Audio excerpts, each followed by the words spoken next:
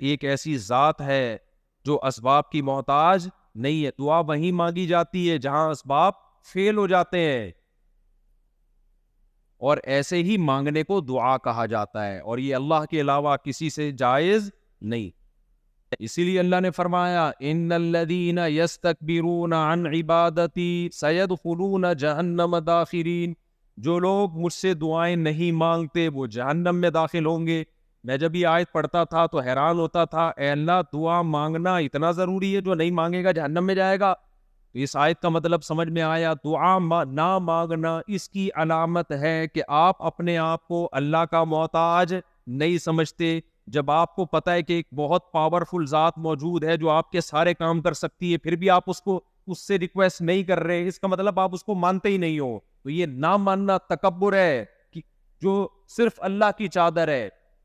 اللہ کو انسان میں عاجزی پسند ہے. بھائی زبان سے تم کہہ رہے ہو لا الہ الا اللہ, اللہ کے سوا کوئی معبود نہیں, لیکن تمہارے عمل سے لگتا نہیں ہے کہ تم اللہ کو معبود مانتے ہو. اللہ کو یہ مانتے ہو کہ وہ میری بگڑی بنا سکتا ہے, اس لیے دعا نہ مانگنے کو بہت بڑا جرم قرار دیا گیا ہے. ایک طبقہ وہ ہے جو دعا پہ بلیو ہی نہیں کرتا, یہ لبرل سیکولر لوگ ہیں. ایک طبقہ وہ ہے جو دعا مانگتا ہے لیکن اس کو یہ نہیں پتا بیچارے کو کہ کس سے مانگنا ہے, وہ ہر ایک سے مانگتا ہے. جو چندے کا اصول ہے نا, پتہ ہے آپ کو چندے کا اصول یہ, اگر آپ نے کوئی مدرسہ بنایا اور آپ چاہتے ہو کہ دے دنا دن چلے وہ, تو چندے کا اصول ہے ہر وقت مانگو, ہر ایک سے مانگو, سب کچھ مانگو. یہ اصول ہے. باہر ملکوں میں یہ نظر آیا ہمیں, ان کے مدرسے بھی چل رہے ہیں. ایک اور اصول ہے, ہمارے حضرت فرمایا کرتے تھے کہ مدرسے کے چھت نہ بننے دو یا مسجد کی چھت نہ بننے دو, اندر اندر فانوس لگاؤ, ہیرے جواہرات لگاؤ, شٹرنگ ہو, لوگ سمجھے کہ تعمیر کا کام. جامع تو رشید بیچارے نے پہلے ڈیکوریٹ کر لیا, صحیح ہے نا, لوگ آتے کہتے ہیں یار بہت پیسہ ان لوگ کے پاس. تو یہ اصول ہے کہ شٹرنگ کا کام جاری ہے, چھت کا کام. ایسے ادارے ہیں 10 سال ہو گئے چھتی کی بھرائی نہیں ہوئی ابھی تک, کیونکہ وہ دیکھ کے پھر لوگ کہتے ہیں یار چندے کی ضرورت.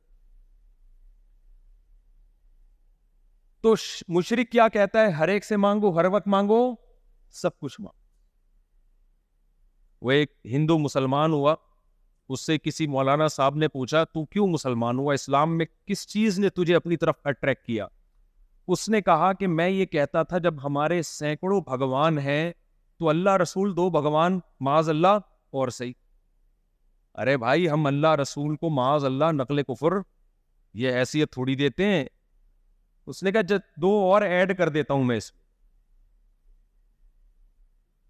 اسلام نام ہے توحید کا, اس لیے اللہ نے ہمیں بتایا کہ تم اگر دعا کرتے ہو سکون حاصل کرنے کے لیے تو ہزاروں معبودوں کو معبود بنانے سے, ہزاروں سے دعائیں مانگنے سے تمہیں سکون نہیں ملے گا, بلکہ تمہاری ڈپریشن بڑھ جائے گی. دعا کا مقصد حاصل نہیں ہوگا بلکہ الٹا اثر ہوگا اور ڈپریشن بڑھے گی.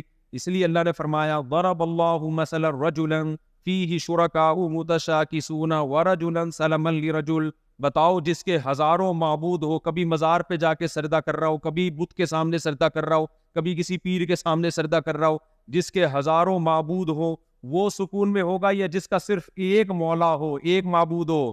تو دنیا میں آپ کے 4 باس ہو نا کمپنی میں, وہی ڈپریشن کے لیے کافی ہے.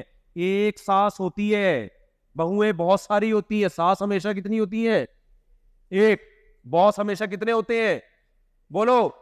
ایک. آقا مولا کتنے ہوتے ہیں؟ ایک. تو جس کے اوپر بھی ایک سے زیادہ لوگ حاکم بن جائے, وزیر اعظم بھی ایک ہوتا ہے, صدر بھی ایک, آرمی چیف بھی ایک, جو حاکم اعلیٰ ہے ہمیشہ کتنے ہوتے ہیں وہ؟